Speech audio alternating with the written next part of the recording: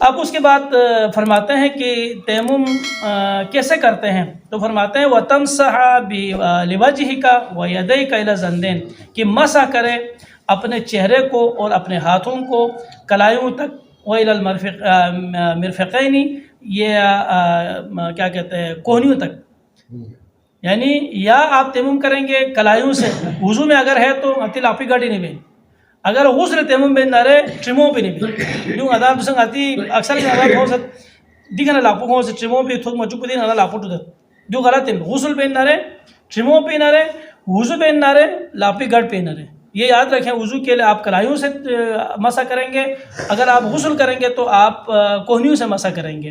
اور اس میں غسل متاخرین سید العارفین میر سید محمد نور صلی اللہ علیہ وسلم فرماتے ہیں کہ وفی الصغریٰ تکفی ضربۃ، یعنی وضو میں آپ ایک ضرب مار سکتے ہیں، وتجوز ضربتان لیکن دو ضرب مارنا بھی جائز ہے، ایک ضرب ماریں، اگر دو ضرب مارنا چاہے تو آپ دو ضرب ماریں۔ وفی الکبریٰ ضربتانی یعنی غسل میں دو ضرب ماریں گے، وتجوز ضربتان اور جائز ایک ضرب مارنا۔ اب یہ بھی ہم لوگ غلط کرتے ہیں، اس میں بھی ہم غلط کرتے ہیں۔ ضرب مارنے سے مراد یہ ہے کہ ہمارے لوگ اکثر یوں یوں کر کے ہاتھ مارتے ہیں، ابھی جس طرح ادا سی دو پوٹھوں پر ادا چھتا دینا دو بار لاپوٹ والے یہاں لوگ چھتا، بہتر طریقہ دو کہ آپ ایک دفعہ ماریں اپنے چہرے کے پر مسح کریں، پھر آپ دوسری دفعہ ماریں آپ ہاتھوں کے پر مسح کریں۔ وضو میں آپ ایک مارے دو چہرے پہ بھی کریں اور اسی سے کلائیوں تک آپ ہاتھوں میں بھی کریں، کافی ہے، دو مارنے کی ضرورت نہیں ہے، دو مارنا جائز ہے، اگر چاہے تو مار سکتے ہیں۔ اس طرح سے غسل میں آپ دو ماریں گے، ایک ہاتھ منہ کے لیے کریں گے اور دوسرا جو ہے آپ ہاتھوں کے لیے کریں گے، ایک ہی ضرب پہ آپ منہ کو بھی مسح کریں اور کوہنیوں سمیت آپ جو ہے ہاتھوں کو بھی مسح کریں، تو یہ تیمم کرنے کا جو ہے طریقہ ہو گیا۔ اور تیمم کرنے کا جو کیا کہتے ہیں طریقے کے ساتھ ساتھ تیمم کی جو نیت ہے وہ فرماتے ہیں کہ وجبت فیہ النیہ وتجوز ضربۃ، یہاں پہ غسل میں آپ ایک ضرب پہ اکتفا کر سکتے ہیں، وجبت فیہ النیت اور تیمم میں نیت واجب ہے، جس طرح ہم وضو میں نیت کرتے ہیں یا غسل میں نیت کرتے ہیں، نماز میں کرتے ہیں، روزے میں کرتے ہیں، حج میں کرتے ہیں، زکوٰۃ میں کرتے ہیں، انما الاعمال بالنیات، ہر اعمال کا دار و مدار نیت کے پر ہے۔ اسی طرح سے تیمم کے لیے بھی اپنی نیت ہے، وہ نیت سب سے پہلے کرنا واجب ہے، تیمم کی پہلی واجب نیت ہے۔ ووجبت فیہ النیۃ وہی ان تضمر فی قلبک او تقول بلسانک، یعنی نیت اس طرح سے کرے کہ اپنے دل میں سوچیں، دل میں سوچنے کے ساتھ ساتھ یا آپ جو ہے اپنے زبان پر بھی جاری کریں، زبان پر بھی آپ جاری کر سکتے ہیں، دل میں سوچ کے بھی آپ اکتفا کر سکتے ہیں۔ نیت کے الفاظ یہ ہیں کہ اتیمم بدل الوضو، میں وضو کے بدلے میں تیمم کرتا ہوں یا کرتی ہوں، واستباحۃ الصلاۃ، نماز کو درست بنانے کے لیے، لوجوبہ قربۃ الی اللہ، واجب ہونے کی بنا پر اللہ کا قرب حاصل کرنے کی خاطر۔ ہمارا نیت اتنا خوبصورت ہے، اس کے اوپر اگر غور کریں تو اسی میں ماشاءاللہ سے سرشار ہونا چاہیے، اسی میں مست ہونا چاہیے۔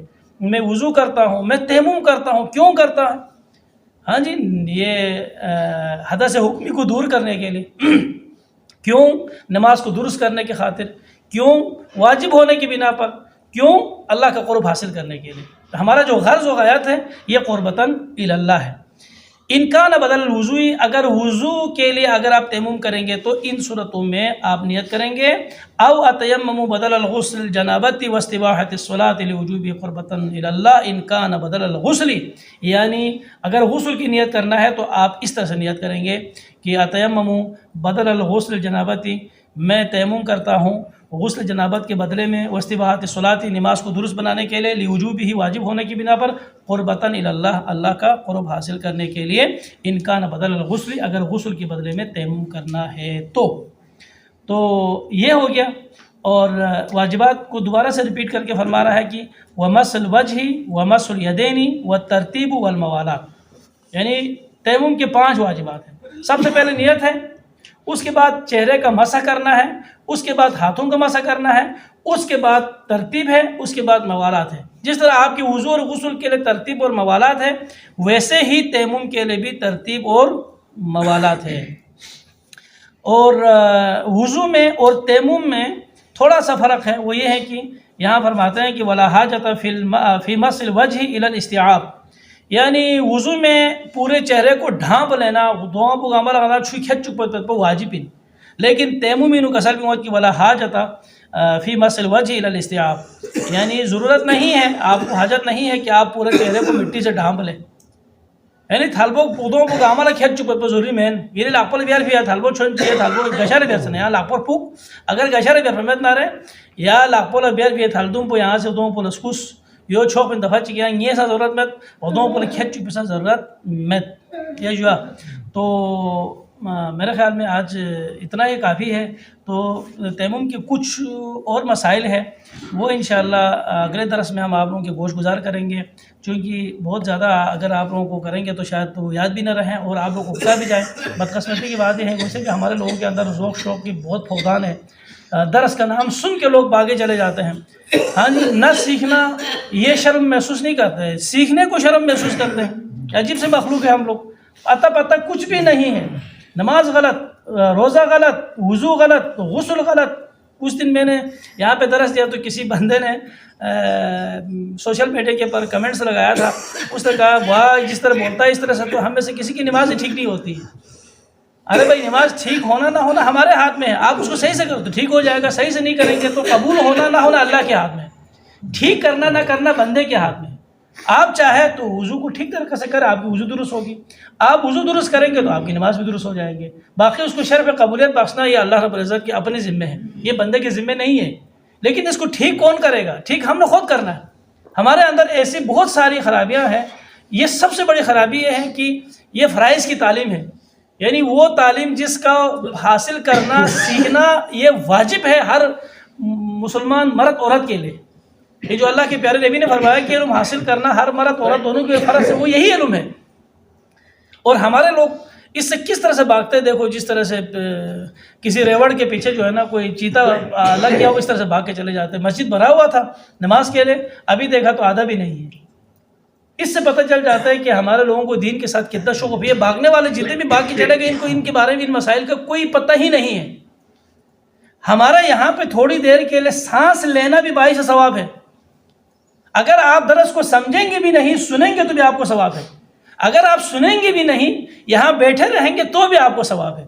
اللہ کے گھر میں بندہ تھوڑی دیر کے لیے اگر بیٹھ جاتا ہے، خاموشی سے بیٹھنا یہ آپ کے عبادت میں شامل ہوگا. اگر آپ ذکر کریں گے، اگر آپ فکر کریں گے، اگر آپ دین حاصل کریں گے، قرآن کی تلاوت کریں گے تو بہت زبردست. اگر کچھ بھی نہیں کریں گے، خاموشی سے سر جھکا کر کے بیٹھے رہیں گے مسجد میں خدا کے گھر میں جو ہے یہ بھی باعث ثواب ہے. آپ کی نیکی میں اضافہ ہوتا جائے گا. فرشتے پل پل ایک ایک لحظے کو لکھتے جائیں گے، نیکی میں شمار کرتے جائیں گے. لیکن ہمارے لوگ جو ہے نا نیکی کے متوالے نہیں ہیں.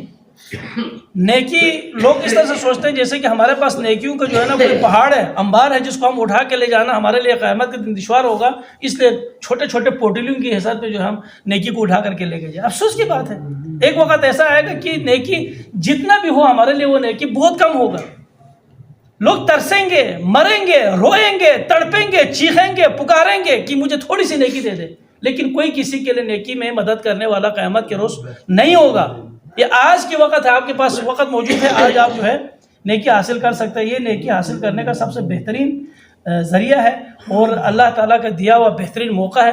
اس موقع سے آپ لوگ فائدہ اٹھائیں. اللہ رب العزت کی بارگاہ میں دعا کرتا ہوں کہ رب ذوالجلال ہم سب کو دین سیکھنے کی، دین سمجھنے کی اور دین پر عمل پیرا ہو کر اپنی زندگیوں کو سنوارنے کی، اللہ رب العزت کی رضا حاصل کرنے کی اللہ رب العزت ہم سب کو توفیق اور عطا فرمائے.